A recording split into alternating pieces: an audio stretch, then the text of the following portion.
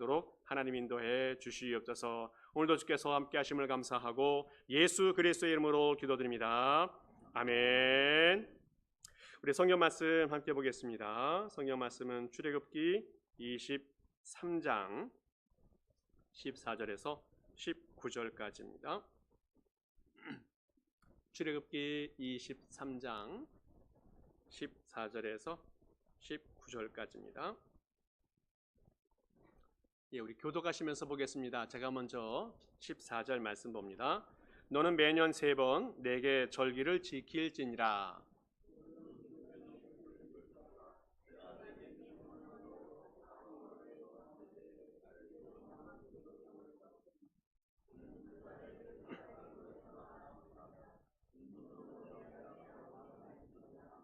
맥추절을 지키라. 이는 내가 수고하여 밭에 뿌린 것에 첫 열매를 거두음이니라. 수장절을 지키라. 이는 내가 수고하여 이룬 것을 연말에 밭에서부터 거두어 저장함이니라.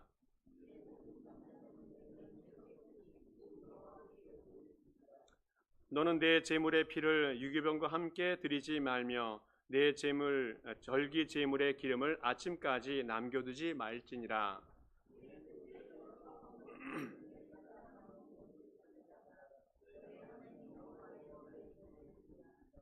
너는 염소 새끼를 그 어미의 젖으로 삼지 말지니라. 아멘. 얼마 전 들은 이야기인데 어떤 교회 목사님이 목회하는 그 교회에 한 권사님이 많은 심한 그 질병에 걸려서 생명이 좀 위독한 그런 상황이 되어졌다고 합니다. 그래서 온 교회 성도들이 열심히 기도하고 그분이 회복되기를 기도했는데 감사하게도 특별한 문제 없이 잘 회복이 되었다고 해요. 그 다음이 문제입니다. 회복이 되었으면 감사함이 있어야 되는데 몸이 건강해지고 회복이 되었기 때문에 비행기표를 끊어서 한국에 갔어요. 그래서 한국의 병원에 가가지고 성형외과를 가서 전신 성형을 다 하고 더 아름답고 더 건강한 모습으로 돌아왔다는 그런 이야기를 하시더라고요. 그러면서 막 가슴을 쳐요. 이 모든 것이 하나님이 주신 은혜이고 하나님이 건강도 주시고 하나님의 생명을 주셨는데 감사가 없음에 대해서 너무너무 안타까워하는 그런 위침을 저한테 하시는 것을 들었습니다. 오늘 맥주감사 주일입니다. 올 한 해 상반기 동안에 우리가 어떠한 삶을 살았는지 다시 한번 생각해보는 그런 시간이 되면 좋겠습니다. 올해 돌아보면 얼마나 많은 일들이 있었습니까? 또 감사한 일들은 얼마나 많이 있었습니까? 잊지 말고 감사하라는 절기가 이 맥주감사 주일이 되어지겠습니다. 잊었다면 다시 한번 생각하는 절기가 되어져야 된다는 겁니다. 그리고 후반기는 이제 감사함으로 출발해 가자는 다짐이 있는 절기가 오늘 맥주감사 주일이 되어지겠습니다. 오늘 맥주절, 맥주감사 주일을 지키게 되어지는데 왜 지키는지에 대해서 다시 한번 생각해 보면 좋겠습니다. 우리 교회는 지난해부터 맥주감사 주일을 지키게 되어졌는데 아마 그 전은 다른 절기로 지켰던 것 같아요. 자, 예전부터 맥주감사 주일을 지켜야 되느냐 말아야 되느냐에 대한 의견 대립이 많았고 논란들도 많이 있습니다.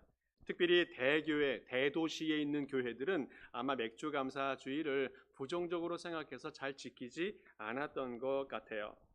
원래 농촌 사회에서는 이 추수에 대한 절기들을 잘 지키는데 이제 도시가 산업화되어지고 도시 생활을 많이 하다 보니까 그런 추수에 대한 절기들이 많이 의미가 상실되어진 것은 맞습니다. 그래서 추수감사주일은 잘 지키지만 맥주감사주일은 잘 안 지키는 그런 분위기가 되어진 것 같아요. 또 쌀도 옛날에는 많이 먹지만 이제는 보리라든지 이런 것들이 추수도 잘 안 되어지고 하다 보니까 그 의미가 많이 상실되어지는 것, 또 뭐 구시대의 산물처럼 생각하고 뭐 그렇게 희석되는 경우들이 많이 있는 것 같습니다. 어떤 목사님이 어떤 모임에 참석을 하게 되어졌는데 테이블에 같이 여러 명이 앉게 되었답니다. 그래서 얘기를 하는 과정에 맥주감사주의를 지켜야 되는지 말아야 되는지 이제 이야기가 되어 시작돼요. 어떤 한 권사님이 이런 얘기를 했답니다. 이 맥주절은 구약 성경에 나오는 율법이기 때문에 오늘날에는 그렇게 의미 없는 일이니까 지키지 않아도 된다라고 이야기합니다. 이 옆에 한 사람이 물어봐요. 그러면 추수감사주일도 성경에 안 나오는데 왜 지키고 있느냐? 그것도 안 지켜도 된다는 겁니다. 그런데 교회 재정을 위해서 절기를 지키고 헌금 걷고 이런 것 때문에 지킨다는 이야기를 해요. 그 일 때문에 여러 사람이 의견이 옥신각신하면서 언쟁이 나타나기도 했는데 그 후에 이상한 일이 하나 벌어졌습니다.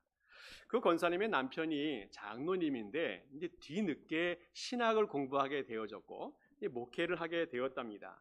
그 주변에 개척을 하고 이제 목회를 시작했는데 지켜보니까 그 권사님이 그 전에 맥주감사주의를 지키지 않아도 괜찮다고 했다면 절기를 지키지 않아야 되는데 신기한 것은 맥주감사주일도 지키게 되는 그런 목회를 하고 계셨다는 거예요.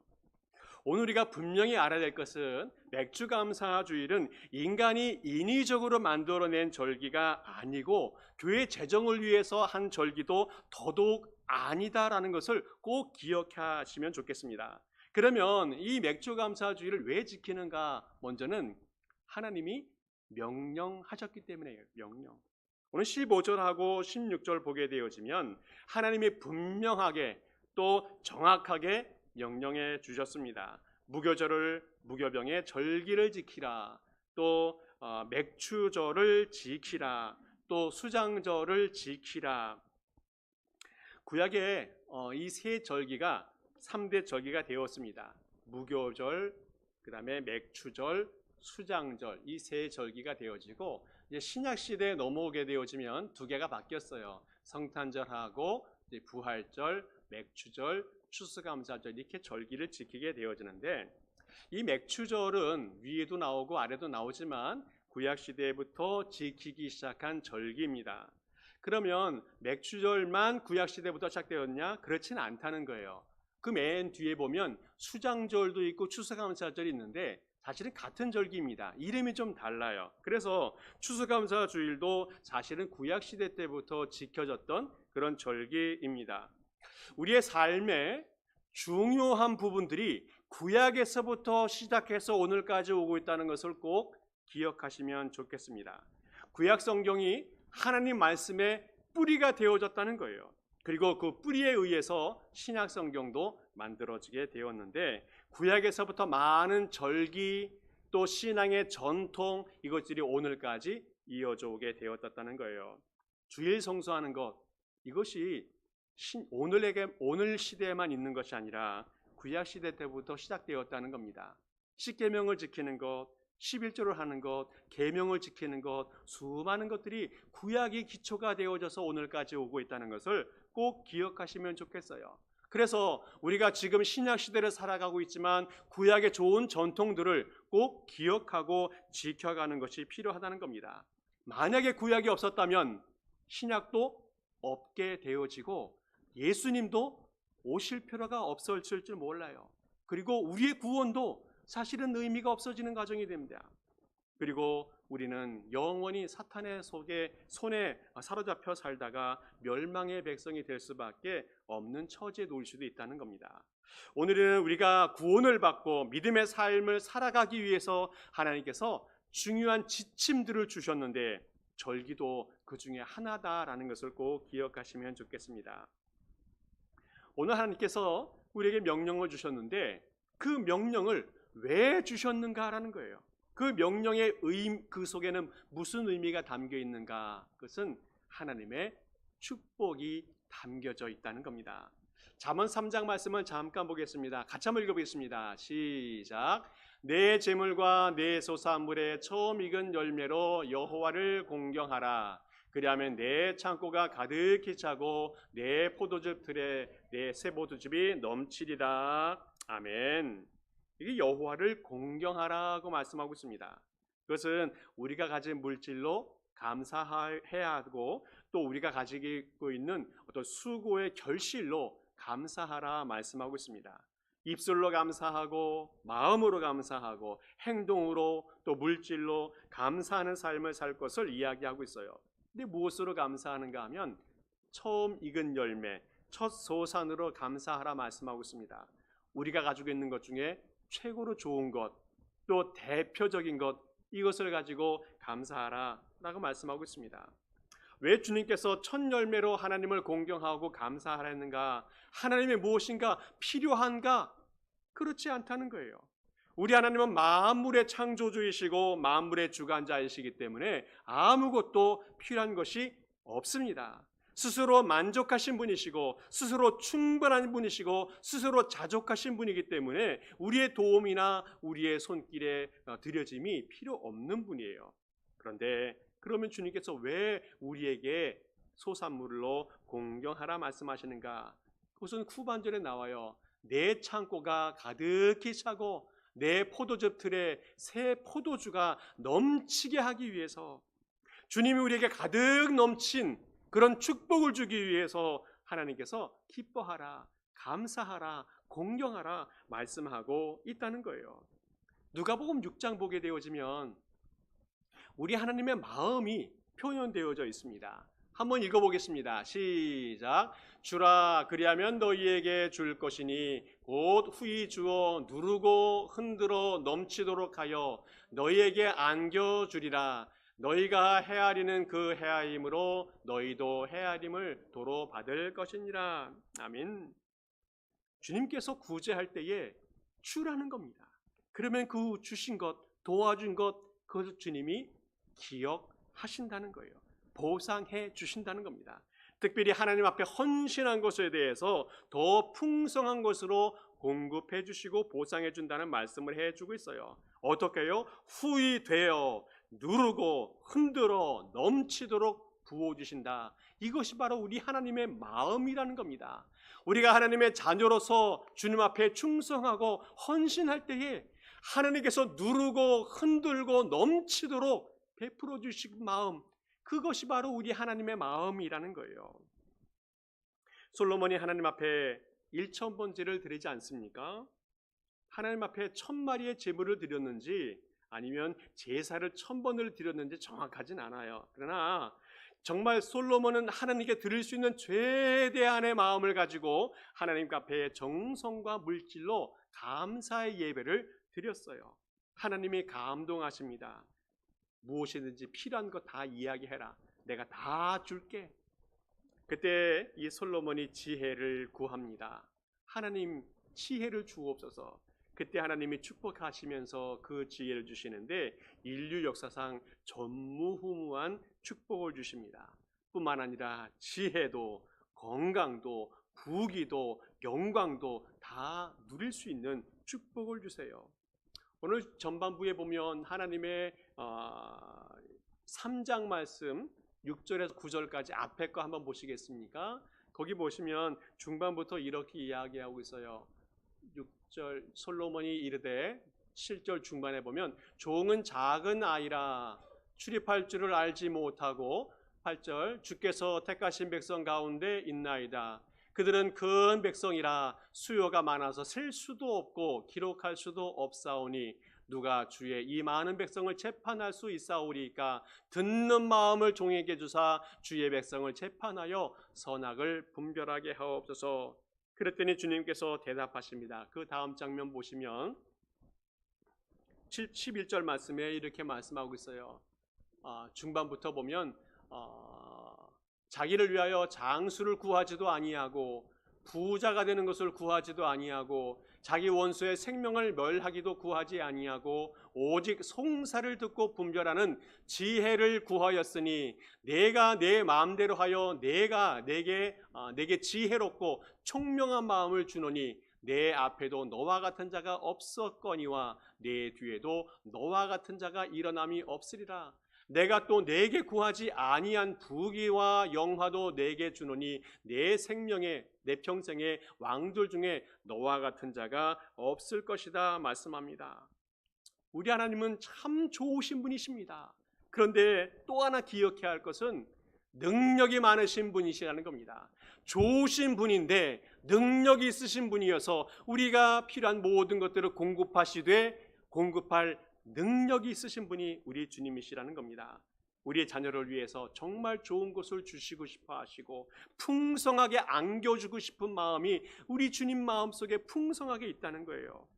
오늘 우리는 우리 하나님과 좋은 관계를 맺고 있을 때에 또 하나님께 감동을 드리는 사람이 될 때에 하나님이 이러한 축복을 우리에게 주신다 말씀하고 있습니다. 오늘 주님께서 우리에게 명령을 내리신 그 모든 계명과 절기, 이것들은 우리를 축복하시기 위한 과정이고 조건이라는 것을 기억하시면서 주 앞에 귀한 절기, 감사의 절기를 지켜가는 모든 성도 될 수 있기를 간절히 축복합니다. 또 하나 기억해야 할 것은, 그러면 이 맥주절, 맥주 감사절을 어떻게 지켜야 될 것인가, 구체적으로 말씀을 통해서 좀 보면 좋겠습니다. 먼저는 감사하면서 지켰으면 좋겠어요. 오늘 절기를 몇 가지 말씀드렸지 않습니까? 무교절, 맥주절, 수장절, 여러 절기가 있는데, 이것은 구원해 주신 것에 대한 감사, 또 먹을거리를 허락해 주신 것에 대한 감사, 또 인도해 주신 것에 대한 감사, 이런 것들이 가득 넘치는 그런 절기들입니다. 이스라엘 백성들이 애굽에서 바로의 손에 얼마나 어려움을 살았습니까? 노예의 삶을 살다가 이제 자유인이 되었습니다. 이것에 대한 감사가 있어야 돼요. 구속, 얽매임, 매일마다 채찍 가운데 살았던 사람들이 자유와 평화와 행복을 누리게 되었어요. 얼마나 감사한 일인지 알 수 없습니다. 또 새로운 삶의 환경, 가나안을 향해 걸어갑니다. 광야의 어떤 척박한 삶, 고단한 삶을 살았는데 이제 그 가나안 땅에서 풍요와 행복의 삶이 기다리고 있다는 것을 소망하면서 살아가면서 감사가 넘칩니다. 광야이었지만 먹여주시고 입혀주시고 인도하신 것에 대한 감사가 그 가운데 있습니다. 또 가나안 땅에 도착하여서 풍성한 열매를 맺게 하시고 뿐만 아니라 축제를 열게 하신 것에 대해서 감사하고 있다는 겁니다. 적과 꿀이 흐르는 땅, 그 땅에 얼마나 풍성한 열매를 주셨습니까? 그 모든 것에 대해서 감사하며 살아야 되는데, 하나 더 발전해 간다면 나눔과 섬김으로 그 공동체 모두가 다 함께 즐거워하고 함께 기뻐하고 함께 행복을 누리는 어떤 축제의 장이 만들어지는 것, 이것을 감사의 모습으로 주님께서 이야기해 주고 있습니다. 그리고 또 맥주절은 어떻게 지키는가 하면 하나님의 약속이 성취되어져 가는 것, 이것에 대해서 감사하라 말씀하고 있습니다. 하나님의 구원하심, 하나님의 인도하심은 우연히 되어진 것이 아니라 태초부터 준비되시고 계획 가운데 진행되고 있다라고 말씀하고 있습니다.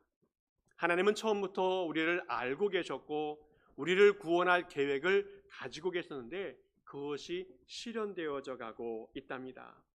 지금 오늘 성경 말씀, 출애굽기 말씀을 받을 때에는 아직까지는 광야에서 그 말씀을 받게 되어져요.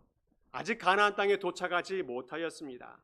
아직 맥주절을 지킬 수 있는 상황은 아니었습니다. 그러나 이제까지 과거의 모든 사건 속에서 인도하신 하나님, 그리고 미래도 주님께서 인도하실 것에 대한 확신, 이런 것들로 감사하면서 지키는 절기가 되어집니다. 아직 어렵습니다.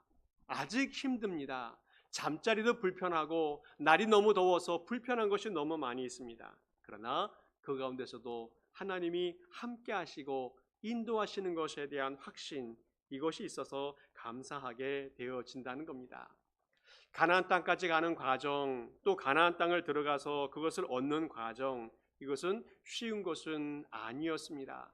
하나님의 약속의 땅 가나안은 공짜로 얻어지는 것이 아니라는 거예요. 이스라엘 백성들이 출애굽하고 초기에 가나안에 도착했을 때 실패한 적이 있지 않습니까? 정탐꾼 12명이 그 가나안 땅을 정탐한 후에 땅은 기른졌지만 그 땅에는 전쟁에 능하고 힘이 세고 싸움 잘하는 아낙 자손이 있어서 우리는 그 땅을 차지하지 못할 것이다. 우리는 메뚜기와 같은 존재다라고 비판하고 한탄하고 하나님에 대한 원망을 쏟아 놓으면서 그들이 실패한 과거가 있었다는 거예요. 사실 가나안 땅은 여리고성을 비롯한 7 족속들이 건재한 그런 땅이었습니다. 이스라엘 나라보다는 더 문화도 발달되고 문명도 발전된 쉽게 정복하기 어려운 땅이 이 가나안 땅이었습니다. 그러나 이스라엘 백성들에게 한 가지 확실한 것이 있었는데 그것은 하나님의 약속이었다는 거예요. 하나님이 반드시 주시겠다고 하셨던 그 약속, 하나님의 약속은 반드시 실현이 되어진다는 겁니다. 반드시 그 땅을 정복하게 되어진다는 겁니다. 반드시 그 땅에서 농산물도 얻게 되어진다는 겁니다. 그리고 반드시 그 땅에서 결실도 얻게 되어진다는 겁니다. 하나님이 약속하신 것은 반드시 실현이 되어진다는 겁니다. 그리고 그 첫 열매를 가지고 하나님께 감사하라, 반드시 이루어질 것에 대한 소망, 확신이 있기 때문에 미리 감사하고 있다는 거예요. 가나안 땅에 들어가면 새로운 세상이 열리게 되어질 텐데 그 땅에 들어가기 전에 정리해야 될 것이 많이 있습니다. 애굽에서 살면서 노예 생활 속에서 생겼던 타성이나 무능력, 또 무책임, 원망하는 삶, 이런 것들을 청산해야 된다는 거예요. 광야 생활하면서 고난 속에 살아가면서 불평하며 살았던 것들, 원망하며 살았던 것들, 이런 것들을 청산해야 된다는 겁니다. 가나안 땅에 들어가서 하나님의 오직 하나님의 통치만을 받으면서 자유와 풍요와 행복 누리면서 누려야 될 또 감사의 삶, 이것이 회복이 되어져야 된다는 겁니다. 가나안 땅 들어가기 전에 우리의 삶이 또 우리의 삶도 회복되길 바랍니다. 감사는 믿음의 확신이고 믿음의 열매입니다. 아직 내 손에 쥐어진 것이 없어도 감사하는 삶이 있어진다면 그 사람이 진정한 믿음을 가지고 살아가는 삶이라는 겁니다. 하나님의 약속, 이것을 붙들고 믿음이 부족하고 또 연약할지라도 감사하면서 이 모든 삶을 이겨나가는 그런 성도들 될 수 있기를 간절히 축복합니다. 또 하나 감사할 것은 항상 감사해야 된다는 겁니다. 오늘 15절하고 16절 보게 되어지면 여러 가지 말씀들이 계속 반복되어지는데 거기 보면 이런 말씀이 있어요. 계속 이제 무교절, 또 맥추절, 수장절에 대해서 이야기하고 있는데 이 세 절기 중에서 무교절은 유대 달력으로 1월 14일 날 15일부터 시작되는 절기를 이야기합니다. 지금 그 원력으로는 3월 달 정도가 되어지는 그런 절기가 되어지겠습니다. 또 두 번째 맥추절은 이 무교절이 50일 지난 후에 지켜지는 절기이기 때문에 지금 절기로는 6월 정도에 지키게 되어집니다. 첫 열매를 거두는 시기다라고 기록이 되어져 있고, 또 세 번째 수장절은 가을에 추수한 것을 창고에 들이면서 지키게 되어지는 10월경에 지키게 되어지는 그런 절기를 이야기해요. 무슨 말씀입니까? 연초부터 감사가 시작이 되어져야 된다는 겁니다. 그리고 살아가는 모든 삶의 중간에도 감사가 있어야 되고 마지막에도 감사가 있어야 한다는 말씀을 드리는 거예요. 우리의 삶은 1년 내내 감사가 가득 찬 삶을 살아가는 것, 이것이 바로 신앙인의 삶이라는 겁니다. 보통 사람들은 결과가 좋을 때 감사합니다. 그러나 우리 그리스도인들은 결과 이전에 감사해야 됩니다. 시작하기부터 감사가 시작되어야 되고 결과가 혹시 좋지 않아도 감사할 수 있는 마음이 있어야 한다는 겁니다. 감사는 어떻게 합니까? 범사에 감사하라 주님께서 말씀하고 있어요. 에베소서 5장에도 또 데살로니가전서 5장에도 범사에 하나님께 감사하라 주님께서 말씀하고 있습니다. 이 범사에 감사한다는 말은 상황에 따라서 감사가 바뀌면 안 된다는 거예요. 범사에 감사한다는 말은 좋은 일이든 나쁜 일이든 또 즐거운 일이든 괴로운 일이든 형통하든 불통하든 감사해야 한다는 말씀을 가르쳐 주고 있다는 겁니다. 어느 한 가정에 아버지하고 아들이 함께 살고 있었다고 합니다. 근데 하루는 아들이 밖에 나갔다가 들어오면서 아버지한테 이야기해요. 아버지, 오늘 너무너무 감사한 일이 있었습니다. 이게 무슨 일이냐? 제가 오늘 교회 갔다 왔는데 갔다 오다가 교통사고가 크게 나면서 차가 몇 바퀴 굴렀다는 거예요. 근데 감사하게도 제 몸이 다친 데가 하나도 없었다는 겁니다. 그래서 너무너무 감사하다는 거예요. 그랬더니 아버지가 얘기해요. 나는 너보다 더 큰 감사한 일이 있다. 무슨 일입니까? 놀래가지고 물어봤는데 아빠는 오늘 밖에 나갔다 오는데 자동차 사고가 한 번도 안 났다. 차가 한 번도 구른 적이 없다라고 이야기하는 거예요. 우리가 무엇을 감사해야 되는지 좀 생각하게 하는 이야기가 아닌가 싶습니다. 많은 사람들은 평소에 감사를 잊어버리고 살다가 어려움을 당하고 그것을 극복했을 때 감사하는 마음이 생기는 것 같아요. 안타까운 것은 해결이 되지 않으면 감사가 안 나오는 것이 보통 사람들의 모습인 것 같습니다. 감사할 상황이 되어서 감사하지 못한다면 그것은 믿음의 사람이 아니다라는 거예요. 오늘 하나님께서 우리에게 말씀하십니다. 상황을 초월해서 절기를 주시면서 감사가 회복되는 삶을 살 것을 말씀해 주고 있어요. 오늘 우리에게는 신앙이든 삶의 여러 가지 모습이든 감사가 항상 회복되는 모든 성도 될 수 있기를 간절히 축복합니다. 마지막으로 또 하나 본다면 이제 감사를 통해서 성숙한 신앙인으로 자라가야 한다는 겁니다. 오늘 15절, 16절 계속해서 주님께서 말씀하시는 것이 절기를 지키라고 말씀하시면서 꼭 기억하는 것이 감사는 성숙한 신앙인으로 나아가는 길이라는 겁니다. 이스라엘 백성들이 광야 40년 동안 살았는데 본인들이 수고한 것은 아무것도 없지만 아침에는 만나 주시고 저녁에는 메추라기 주시고 그러면서 먹고 사는데 지장이 없게 해 주었어요. 그런데 16절 중반부터 보게 되어지면 이제부터는 내가 수고하여 밭에 뿌린 것에 대한 열매를 거두고 그 첫 열매로 하나님께 감사하라는 말씀이 있습니다. 이제부터는 우리가 어떻게 살아야 되는가 하면 수고 없이 가만히 얻어 먹었다면 이제 감사하며 살아야 되고, 또 하나 땀 흘리고 수고하고 애쓰고 얻을 수 있었다면 그것도 감사할 수 있어야 된다는 겁니다.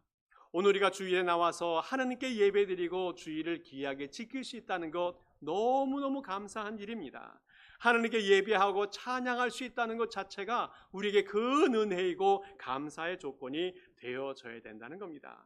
기도할 수 있다는 것, 찬양할 수 있다는 것, 말씀을 볼 수 있다는 것, 헌금을 드릴 수 있는 물질이 있다는 것 너무너무 감사한 일이라는 것을 기억하면서 하나님의 은혜에 감사하며 살아가는 그런 성도 될 수 있기를 축복합니다. 이제는 누군가에게 끌려가는 그런 삶이 아니라 기쁜 마음으로, 자원하는 마음으로 스스로 하나님께 감사하며 살아가는 그런 성도 될 수 있기를 축복합니다. 말씀을 정리합니다. 어떤 아프리카 선교사님이 이런 이야기를 해요. 본인이 매주마다 하루 동안에 4교회를 방문하면서 예배를 드리게 되어지는데 모이는 사람이 한 100명이 넘는다고 해요. 근데 헌금을 해보면 한국 돈으로 1,000원도 안 된답니다. 그런데 그들은 물질이 돈은 없지만 집에서부터 농산물을 머리에 이고 3, 40리를 걸어서 온대요. 그리고 그것으로 그 농산물로 하나님께 귀하게 드리는 것을 보면서 선교하는 보람과 또 감격을 느낀다라고 고백하는 말을 들었습니다. 하나님이 정말 기뻐하시는 것이 무엇인가? 우리가 드리는 그 정성, 섬기는 마음, 하나님은 그것을 기쁘게 받으신다는 겁니다.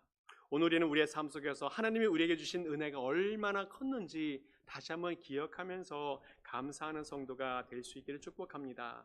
전방위를 돌아보면 우리 교회가 든든히 서가게 하시고 우리의 성도들의 신앙이 조금씩 자라가게 하시고 또 개인들의 삶이 조금씩 발전해 가고 또 기업도 좀 자라가게 하신 것 얼마나 감사한 일인지 알 수 없습니다. 저 개인적으로도 2 아이가 하나는 고등학교 졸업하고 한 놈은 대학교 졸업하고 한 단계씩 자기의 길을 걸어간다는 것 얼마나 감사한 일인지 알 수 없습니다. 우리에게 아직까지 앞으로도 해결해야 될 일이 더 많이 있습니다. 그럼에도 불구하고 미리 감사하며 살아가길 바랍니다. 우리에게 맡겨준 이 일이 있다는 것, 이것에 대해서 감사하고 우리가 할 수 있는 일이 있다는 것도 감사하며 살아갈 수 있길 바랍니다. 맥주감사절, 이제 새로운 시대를 또 새로운 마음으로 출발해 갈 수 있길 바랍니다. 감사함으로 하나님께 영광을 돌리는 성숙한 신앙인이 되어지는 모든 성도 될 수 있기를 간절히 축복합니다. 함께 기도하겠습니다. 하나님 아버지 감사합니다. 전반기 동안 함께 하시고 인도하시고 지켜주심에 감사를 드립니다. 맥수감사주를 통해서 감사가 회복되게 하시고 항상 우리의 입술과 마음에 감사가 가득 차게 하여 주시옵소서. 또한 아버지 하나님, 우리가 받은 것에 대한 또 많은 것에 대해서 하나님께 감사하고 또 이웃을 섬기며 사랑하는 삶을 살게 하여 주시옵소서. 감사함으로 우리의 삶이, 우리의 신앙이 또한 성숙해지는 기회가 되게 하여 주시옵소서.